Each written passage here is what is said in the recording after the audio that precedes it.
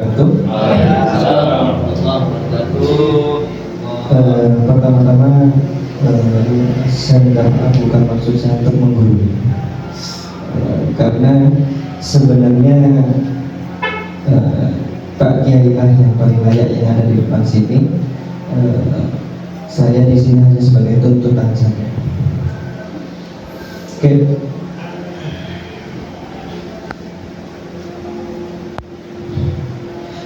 Untuk jawab hari ini tentang bagaimana sih kita mendigitalkan Islam.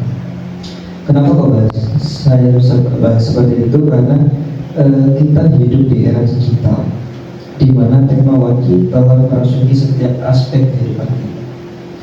Internet, media sosial, komunikasi, dan lain-lain itu adalah telah menjadi bagian tak terpisahkan dari kehidupan modern.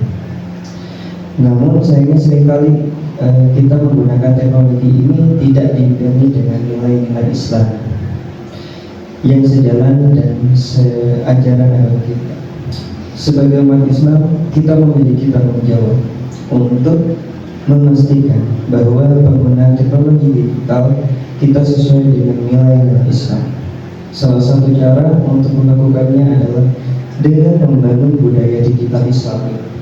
Budaya ini mencakup segala aspek kehidupan digital, mulai dari interaksi di media sosial hingga konsumsi konten digital. Pertama-tama, sebagai individu, kita perlu mempertahankan konten yang kita konsumsi. Sebagai individu, kita perlu memperhatikan konten yang kita konsumsi di dunia digital. Kita harus selektif dalam memilih konten yang kita lihat, kita dengar, atau kita bagikan. Konten yang mengandung kebencian, fitnah, atau hal-hal yang bertentangan dengan ajaran Islam harus dihindari. Sebaliknya, mari kita aktif mencari konten-konten yang bermanfaat, edukatif, dan menginspirasi, yang memperkuat iman dan keimanan kita. Yang kedua, dalam berinteraksi di media sosial, kita harus menjaga etik dan akhlak.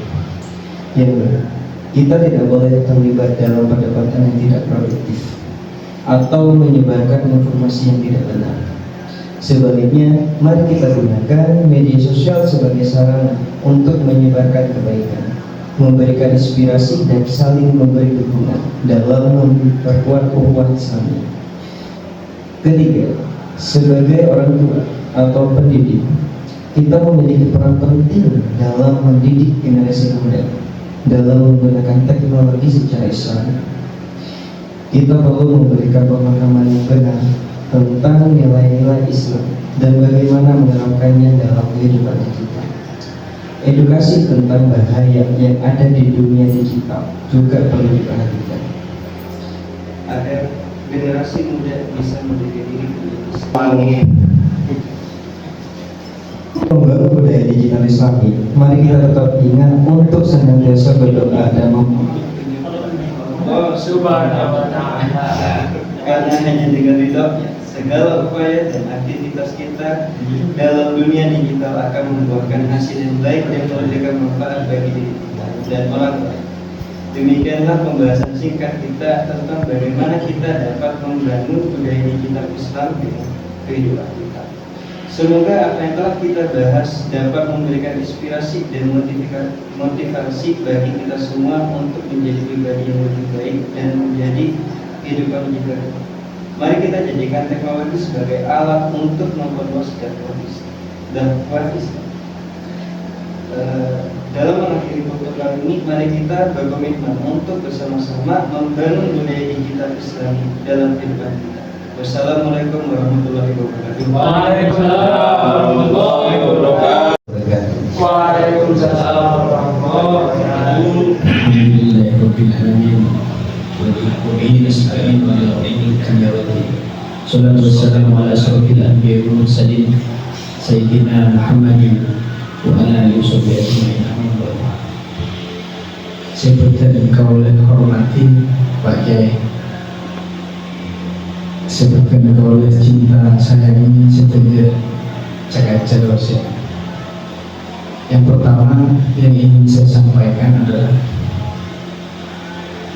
apa yang saya sampaikan malam ini bukan saya yang menggarap, tapi sebelum tadi saya pergi ke kampus, saya ngaji ke Habib Mahdi Al-Mahdi, wakil ketua Ansor Jawa Timur, agar tidak salah-salah apa yang saya sampaikan.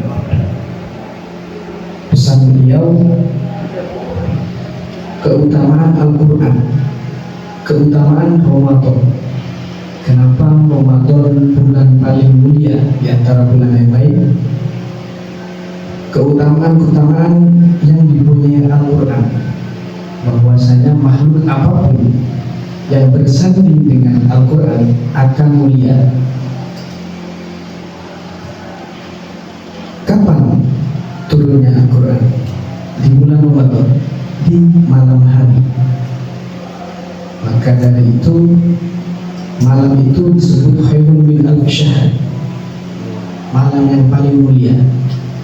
Bagaimana qala Allah Ta'ala fil Qur'an Karim, inna anzalnahu fi lailatul qadr wa ma adraka ma lailatul qadr, lailatul qadr khairun min alf syahr, tanazzalul malaikatu war ruhu fiha bi idzni rabbihim min kulli amr, salamun hiya hatta matla'il fajr. Jadi makhluk apapun yang bersanding dengan Al-Quran akan mulia. Begitu pula yang membawa Al-Quran dari langit ketujuh, yaitu Sayyidul Malaikat wa Malaikatil Muqarrabin. Makanya rajanya malaikat itu malaikat Jibril. Beliau mendapat gelar Sayyidul Malaikat. Di mana turunnya Al-Quran? Di kota Mekah dan Madinah. Kota Mekah dan Madinah ini kota tersibuk, kota yang penuh barokah, kata Habib Mahdi. Saya hanya meneruskan. Kalau kita mau telisik lebih dalam, bandara di Jeddah itu adalah bandara tersibuk di dunia dengan banyaknya jam terbang yang ada di bandara tersebut. Mari kita bergeser lagi. Siapa yang menerima wahyu dari Allah yang dibawa oleh malaikat Jibril? Yakni Rasulullah SAW, Sayyidul Anbiya, rajanya para nabi. Untuk siapa Al-Quran tersebut? Untuk umat Nabi Muhammad SAW. Maka dari itu umat Nabi Muhammad adalah umat yang paling baik, umat yang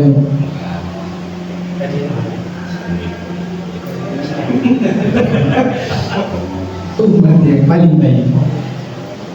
Jadi yang tidak baik kita anggap saja bukan umat Nabi Muhammad SAW. Itu saja. Saya hanya mau menambahkan, barang yang paling berharga di tubuh kita adalah kepala. Kalau saya bercanda sama Mas Abdil, tepuk-tepukan pantat itu nggak masalah, asal tidak meras peler.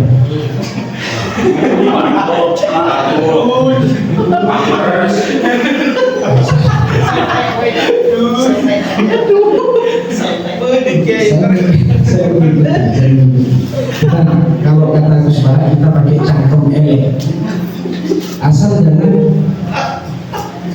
akepah cetak. Jadi kenapa kepala begitu mulia begitu? Kalau saya nggak ada yang mulia.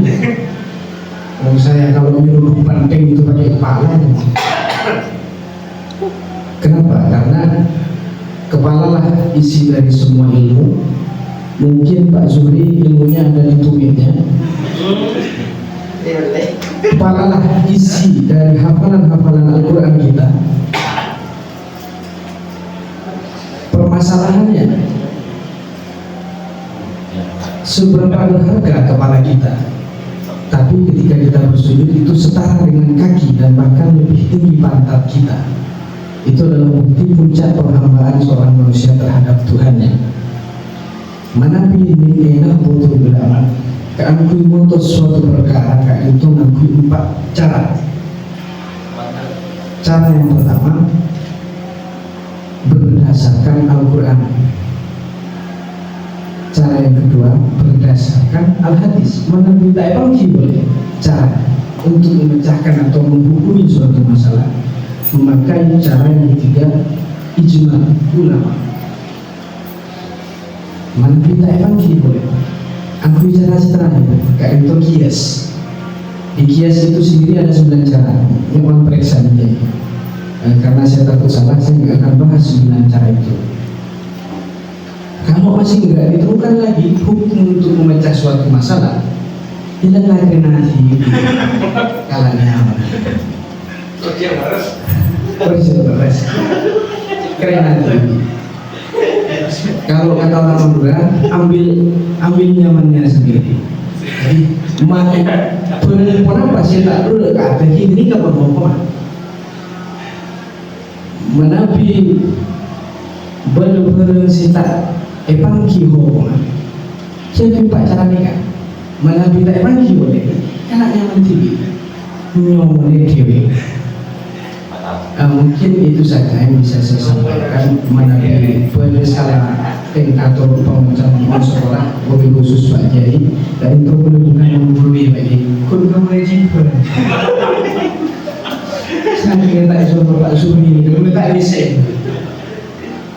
Karena apa merasa aman itu usah. Jadi aku sebelum kita lagi Assalamualaikum